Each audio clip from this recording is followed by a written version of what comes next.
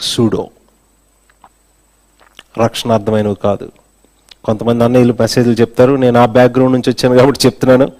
జనాలు కింద లిటరల్గా పడి దొర్లేస్తారు వాళ్ళ పాపాలు బట్టి. నిజంగానే ఏడుస్తూ ఓపెన్గా ఒప్పేసుకొని కింద పడి దొర్లేస్తారు. నేను ఈ మాట చెప్పడం వల్ల పరిశుద్ధాత్మని, ఆయన కార్యాన్ని నేనేం తక్కువ చేయట్లేదు, బట్ పరీక్షించుకోవడానికి చెప్తున్నాను.